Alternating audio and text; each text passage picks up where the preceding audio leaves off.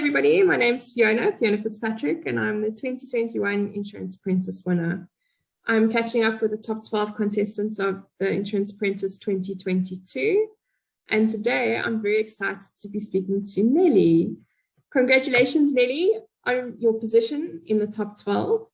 It's a super fantastic achievement, and in order for us to be chatting here today, you've competed in the first round of the competition.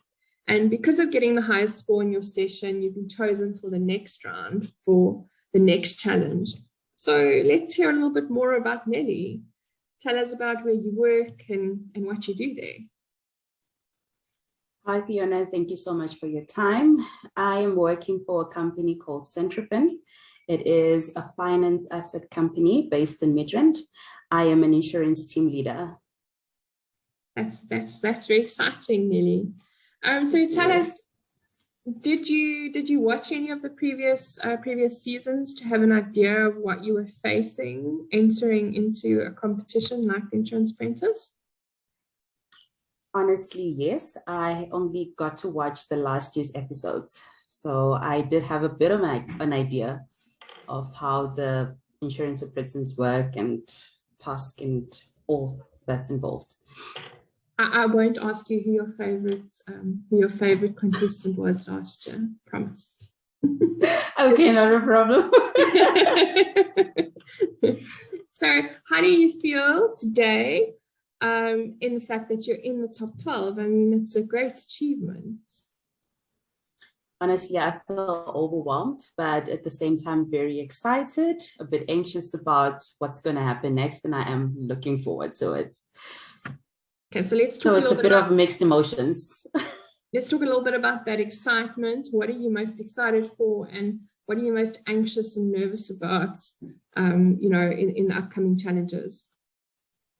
Okay, so my excitement would be to make it this far. It really means a lot. And the anxiety part of it would be not knowing actually what the next task would be about, and the fact that I have to work hard to get through to the next round. So how do you feel the format being electronic? I mean, obviously in a post-COVID environment, we've remained in this virtual format. Do you feel it's got its benefits that it's virtual rather than in person, or do you feel you're missing out on not being in person with your fellow contestants? I would say a little bit of both. We got used to everything being done virtually, from working from home and, attending meetings via Zoom. And I would say that it's not really limiting per se, but I feel that I am missing out because I'd love to actually meet the people that I'll be part of the top 12 with and going so forth. Just to meet them in person would actually mean a lot, but the fact that you would still get to do it with the technology being so advanced, it doesn't really feel like you're being robbed somehow. I do know that, I mean, after we filmed last year, even though it was all done virtually, we did get together. Obviously, nice. It's quite difficult when people are in far locations, and I'm in Cape Town, and there was quite a lot of people from Johannesburg, but we did get together and we did get to do a few things together, which was very nice. It kind of solidified those connections to be more real to a point. So in that regard, I think you still have the opportunity to get together. It might not be competition side, but at least socially afterwards to connect and get together will be awesome. So that's great news to hear. You'd like to meet your competitors somewhere somehow. It's to actually connect with somebody in person is very different, and you're sometimes surprised at how tall somebody is, because you don't see that on Zoom. And pick up on certain body language cues and stuff like that. It's actually it's really cool to see who you really gel with in the in the flesh. So I mean, back to the competition. We're going forward. We're going forward with these challenges. Do you know who the sponsors are, and whose challenges are you most nervous for in the competition? I am aware of the sponsors, and honestly, just watching last year's episode, the MASH episode, was a bit difficult. So I'm a bit skeptical about that one.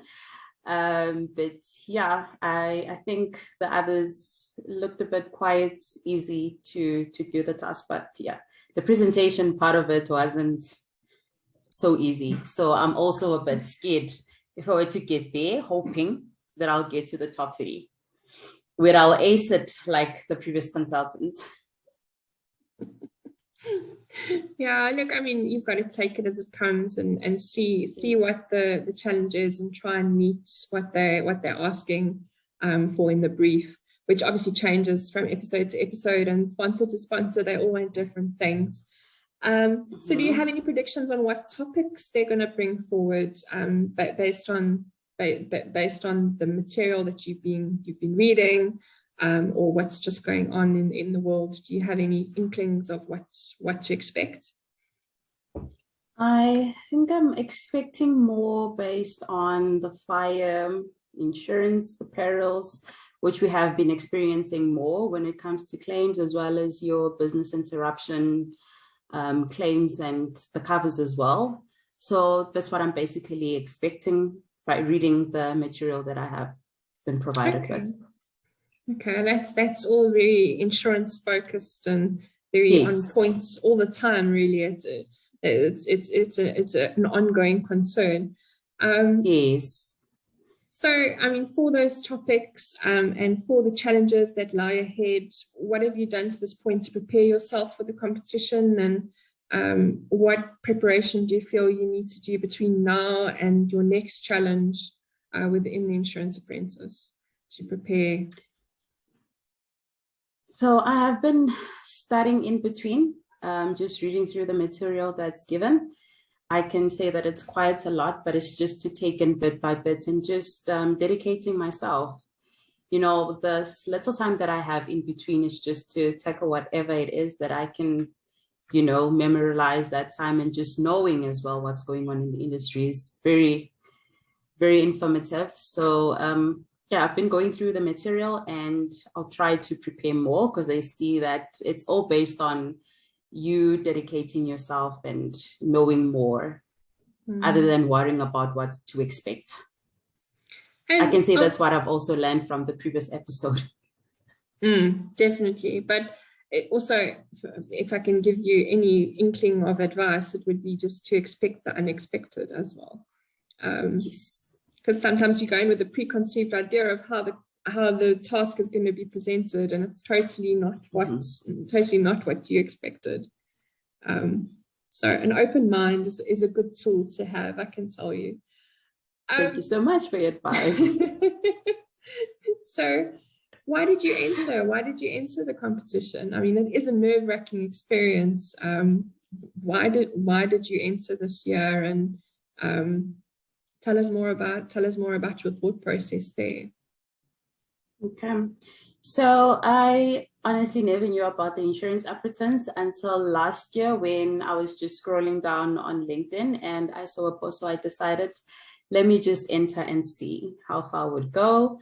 And I saw how the opportunities then by watching the videos and seeing how it's actually done. But the reason why I've entered is because I come from a poor background and the community as well, where young people become statistic of teenage pregnancy and high school dropouts. So that would be an opportunity for me to set an example to young people from my community to make a living in a career for themselves. I've done it and they can also do it. And I've seen how with this insurance industry, I was able to grow within it in a space of 7 years. I've worked hard to become a team leader from a sales agent. That's an amazing purpose within the greater scope of the industry, and then to provide yourself with a platform on the competition to set an example. I think that's incredible. So I really do take my hat off to you for that, and I really, really do look forward to seeing where you go with it. Thank you so much. that being said, I mean, are you planning on winning? I mean, do you enter a competition with not planning to win? That's the ultimate I would question. never enter a competition without planning to win. It is my plan to actually win the competition, as me basically dedicating myself and you believing in myself that I can also do it. So that's just a motto that I will be able to achieve anything and everything that I want in life or wish. It's just basically focusing on the goal itself, and it's through dedication and focus and preparation. And showing up. I mean, that's... And showing up, you know. That's the first step, eh? Yeah. Yes. It's So switching the camera on and being ready to deal with Simon.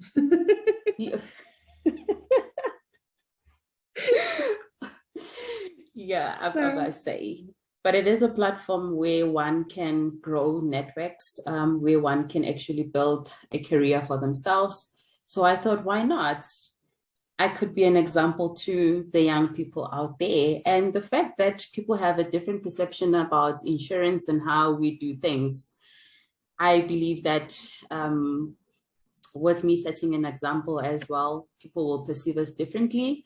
Other than being a call center selling funeral insurance, there's so much more. So much more to a call center and insurance, hey? Yes, it's the age-old, especially funeral covers. it's the age-old the age-old thing that we try and run away from as a career example, because there really is a lot that we can do in this career. But Nelly, thank you so much for your time. It's been amazing to connect with you, and I know you've got preparation to do leading up to your challenges, so I don't want to keep all of your time. I'm holding thumbs for you, but I have to give you full disclosure that I'm saying that to everybody, because I think you're all incredible to have made it this far. And well done for entering, well done for showing up. And I really look forward to seeing your insurance apprentice journey unfolding and seeing where it leads you. So thank you once again, and good luck. Thank you so much. Thank you for your time. Bye. Bye.